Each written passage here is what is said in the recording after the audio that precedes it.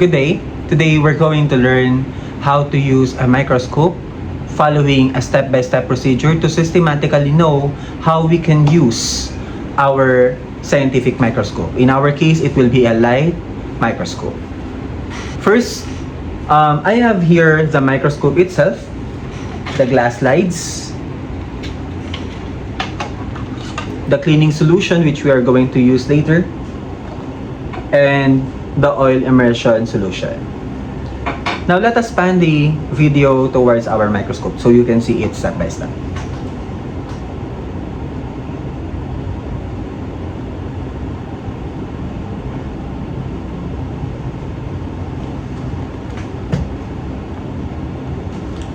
Okay, first is to place the microscope in horizontal or solid surface or a table. In our case, we have already placed it in our laboratory table.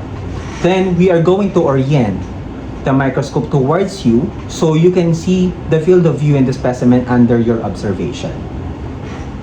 So we are just going to turn it towards us so we can see the specimen under observation. Then we are going to inspect the microscope, making sure that it is set to default. The microscope is turned off.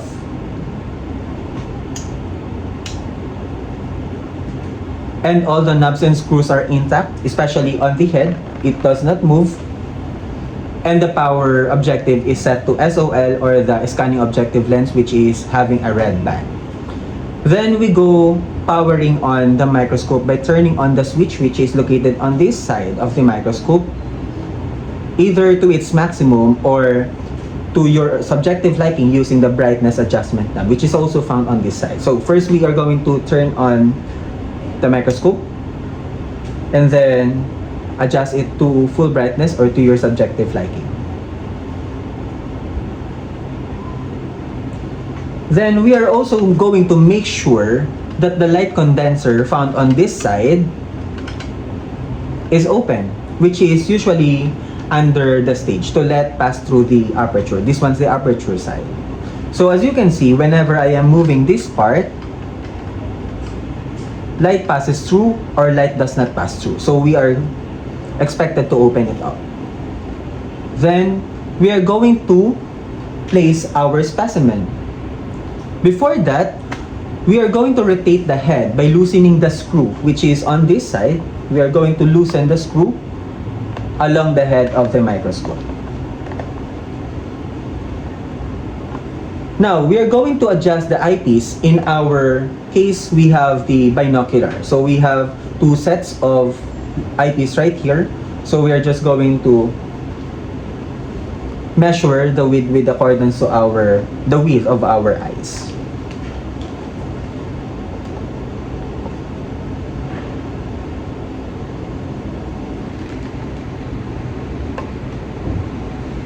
Okay.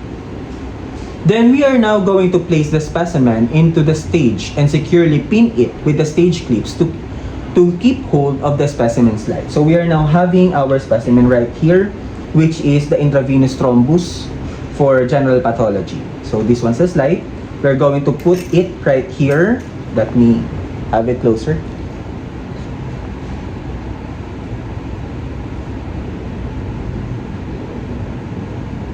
Okay, put it right here. Then make sure to clip it using the stage clips. Then we are now going to center the specimen by turning up and down,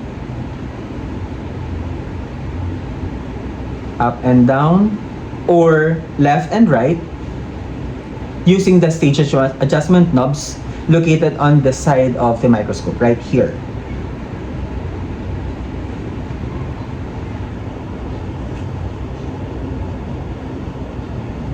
Now, we can start observing our specimen. Note that you can only move to the next or higher objective lens if you have a clear view of your present or the lower objective lens. So, first we have the red banded one. For SOL, or the scanning objective lens, we are going to use solely the coarse adjustment knob, which is the bigger knob on this side. Okay? elevate the stage to its maximum without looking through the binocular. So we are yet to look through our binoculars. We are just going to elevate it fully to its maximum.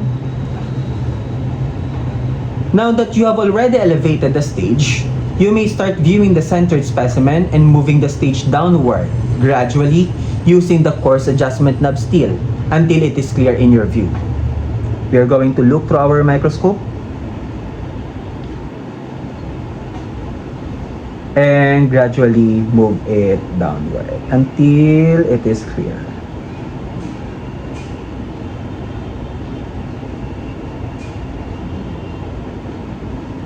Assuming that you have seen that your specimen is already clear using the SOL or the scanning objective lens, then we can now proceed to the LPO.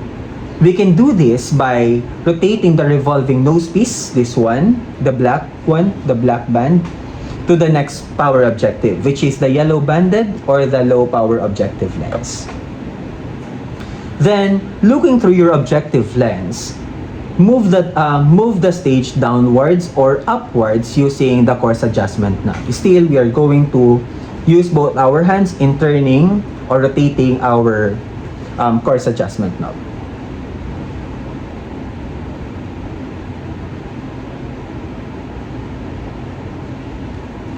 Okay, assuming that it is already clear right through this objective lens, we can now move to the high power objective lens. Now that we have a clear view of the specimen under the low power objective lens, we may start rotating the nose piece to high power objective lens and use the fine adjustment knob until it is clear and all parts are detailed. So we can move it without fear. It may look like it will touch our objective lens, but it won't. Don't worry. Now, using the fine adjustment knob, we are going to move the stage gradually up and down until it is clear. Okay, it is already clear in my view. Now that it is already clear, if you are tasked to use the OIO, simply move the stage downward using the coarse adjustment knob and use the nose piece to rotate the objective lens between the HPO and the OIO or the oil immersion objective lenses. This is to give ample space to drop a specialized oil on top of the slide of the specimen. Then you can finally rotate the nose piece and set it to OIO. How do we go about that? Let me move it.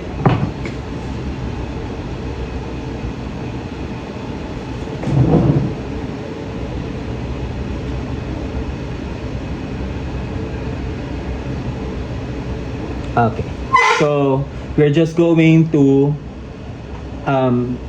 use our coarse adjustment knob, move it downward a little without touching our stage adjustment knob to not allow any movement through our stage. Then we are going to move our nose piece in between our HPO and our OIO right here, which is the white banded objective lens.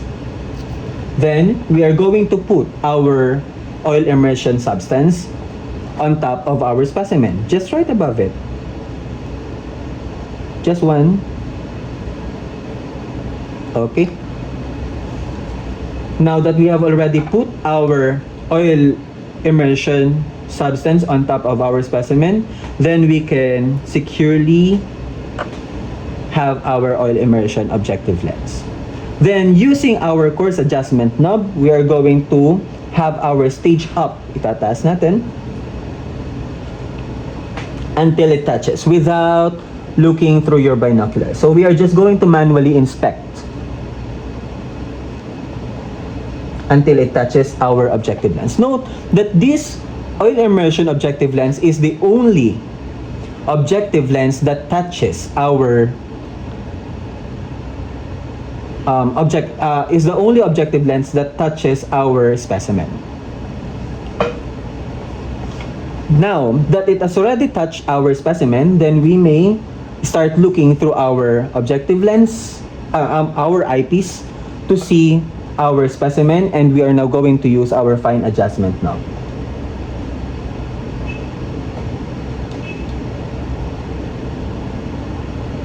Until it is clear. Now that it is already clear, we are now going to start our observation, draw, and or illustrate what we see under our microscope. Once done,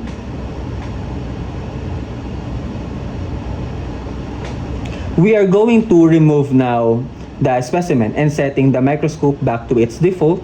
You can follow the step in reverse, or simply, first is to move the stage downward by rotating the coarse adjustment knob. So, how do we go about that? So, we are going to securely move the coarse adjustment knob towards you. Okay, towards you with two hands. And then, rotate the nose piece to SOL, which is the scanning objective lens, or the red banded one, to have an ample space. And then remove the specimen, this one, the specimen, and set the slide to the side.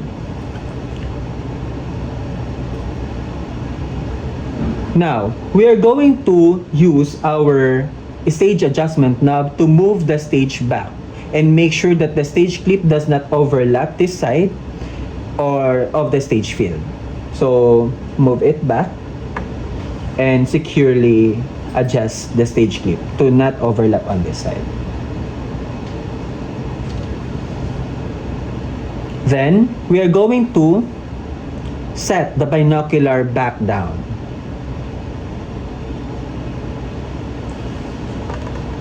Move it back down and rotate the head to its original or default position. Okay. Now, we are going to close the condenser, this one, right here.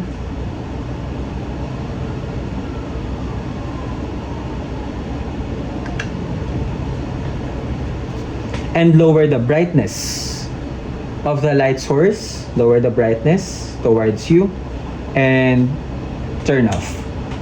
Unplug if applicable. So, we are going to turn it back using our both hands.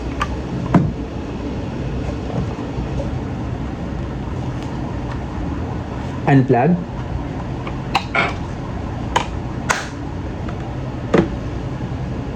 And recoil the wire.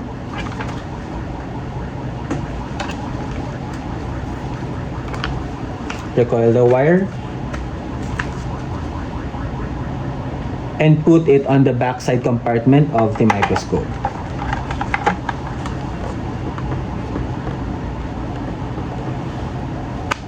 Then we're done.